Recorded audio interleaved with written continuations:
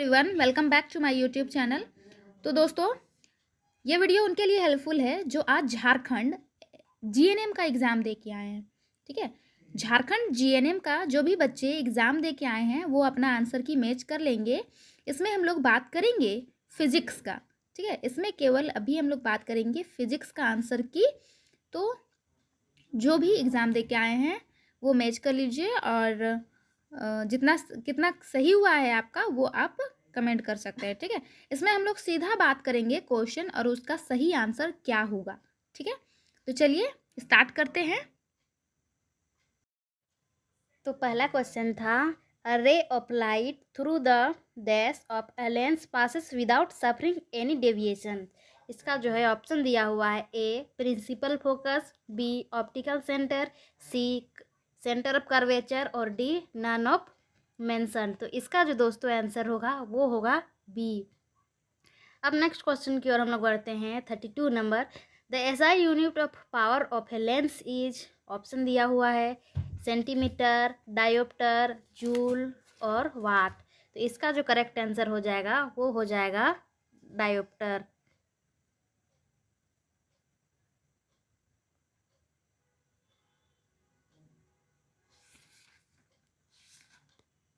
अब जो next question की ओर हम लोग मूव करते हैं, 33 नंबर है, a light ray travelling obliquely from a denser medium to a rarer medium. Option दिया हुआ है, option number A moves along the normal, B bends towards the normal, C does not bend at all और D दिया हुआ है bends away from the normal. तो इसका जो करेक्ट आंसर हो जाएगा दोस्तों वो हो जाएगा डी। अब 34 number, in case of a rectangular glass slab the refraction takes place at both air glass and glass air interface, the emergent ray is dash to the direction of incident ray. इसका जो correct answer हो जाएगा वो हो जाएगा दोस्तों parallel वाला।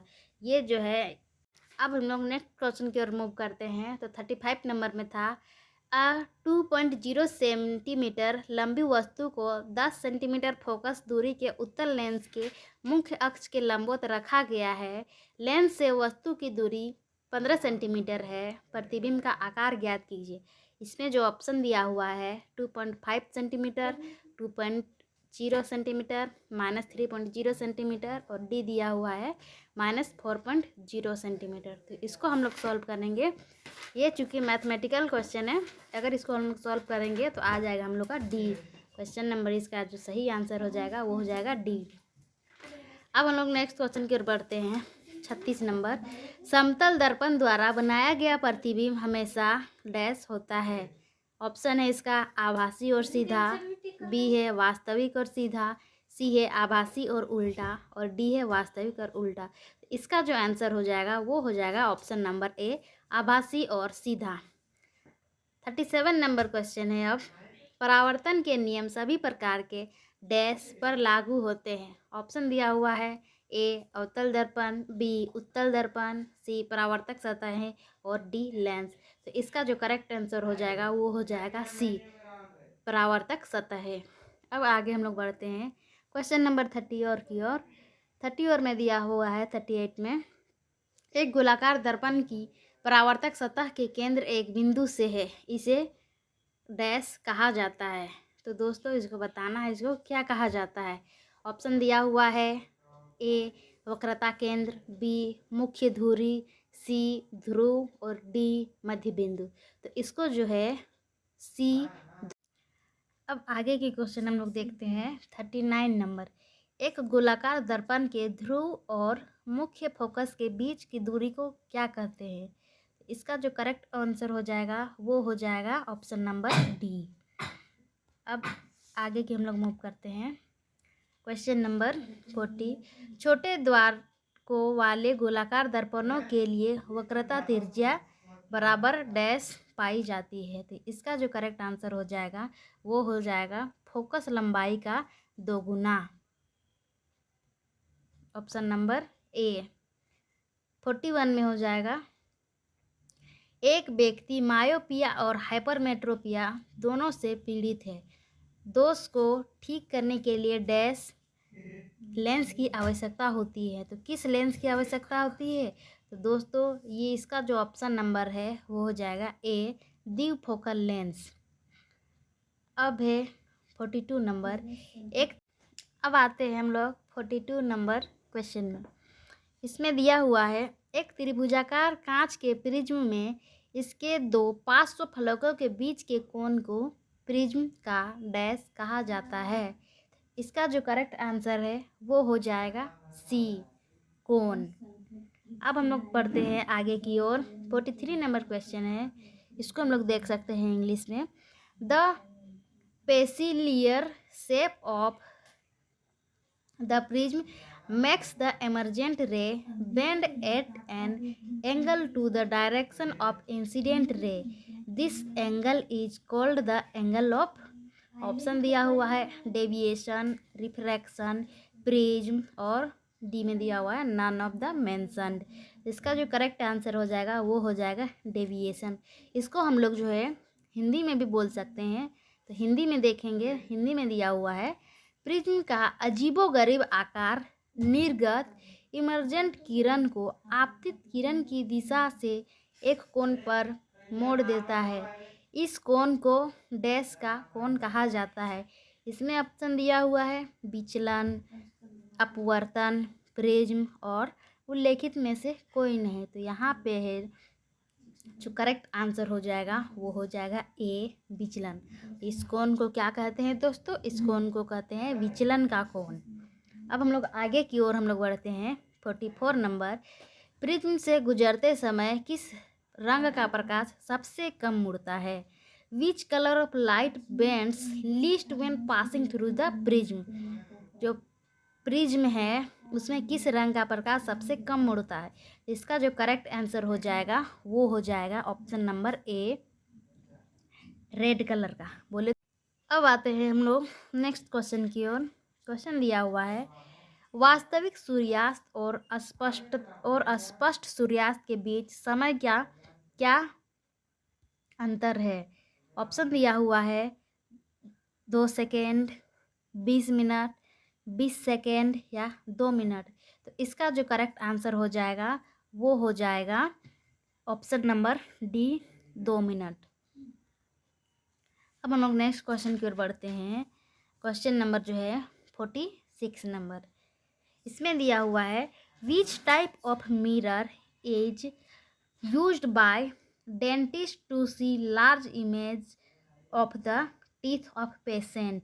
इसका जो करेक्ट आंसर हो जाएगा वो हो जाएगा option number D, concave mirror. इसको हिंदी में देख सकते हैं दंत चिकित्सकों द्वारा रोगियों के दांतों की बड़ी छवि देखने के लिए किस प्रकार के दर्पण का उपयोग किया जाता है? तो यहाँ पे हो जाएगा किस प्रकार का दर्पण क्या उपयोग किया जाता है दोस्तों? वो हो जाएगा ऑप्शन नंबर डी, अवतल दर्पण। अब हम लोग नेक्स्ट क्वेश्चन की ओर मूव करते हैं। दिया हुआ है वाहनों के दर्पण का उपयोग आमतौर पर पीछे का दृश्य दर्पण के रूप में किया जाता है।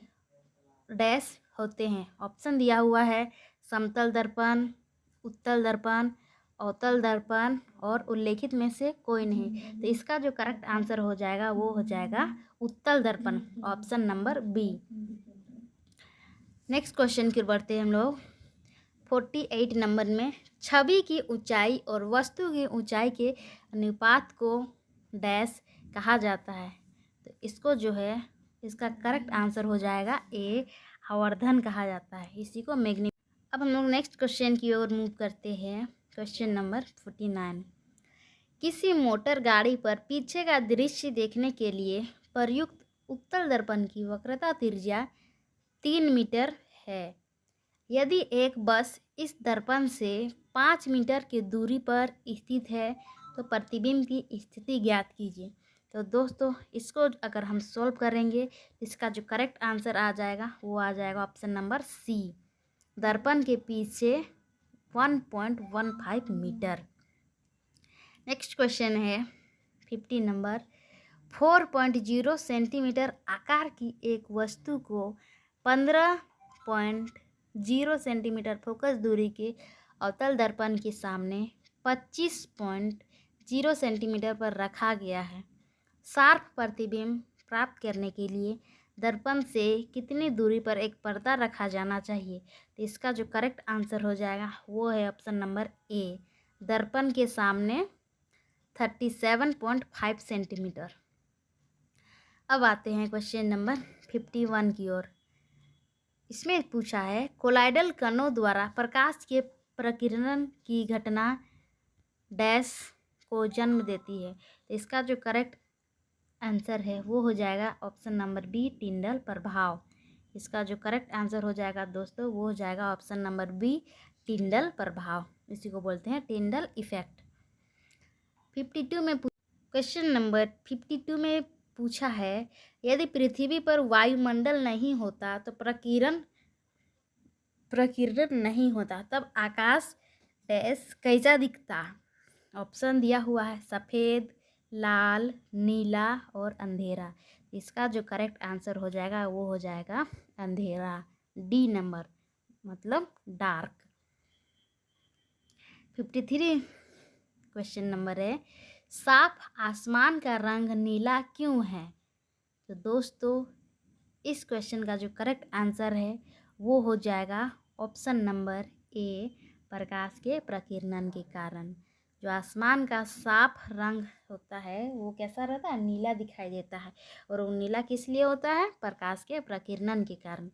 नेक्स्ट क्वेश्चन की ओर हम लोग बढ़ते हैं। पूछा है 1 कूलम्ब आवेश लगभग कितने इलेक्ट्रॉनों में निहित आवेश के बराबर होता है? इसको इंग्लिश में हम लोग देख सकते हैं 1 coulomb charge is equivalent to the charge content in nearly dash electrons.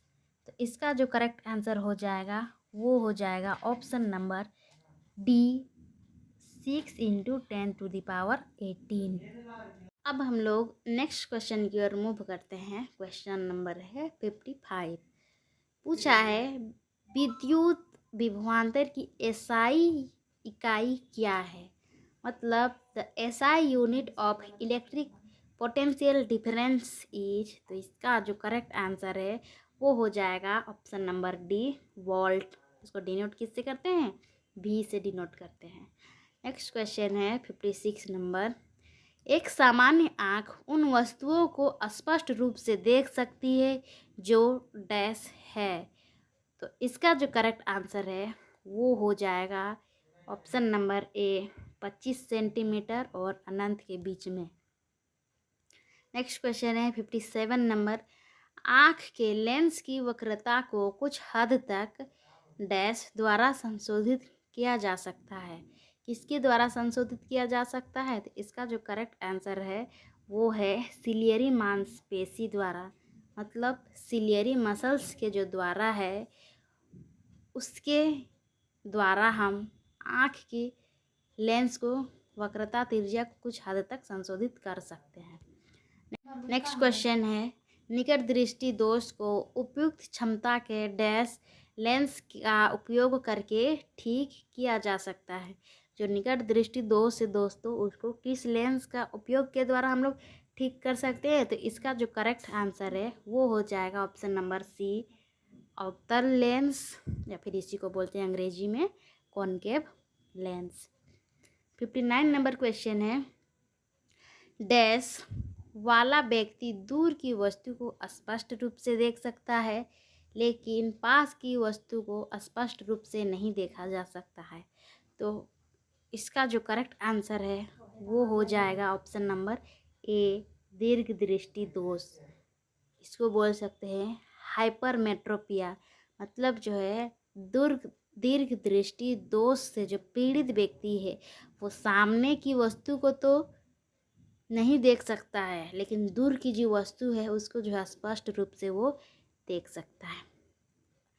Last और अंतिम क्वेश्चन है दोस्तों फिजिक्स का, वो है यह दोष सिलियरी मांसपेशियों के धीरे धीरे कमज़ोर होने और आँख के लेंस के लचीलेपन में कमी के कारण उत्पन्न होता है।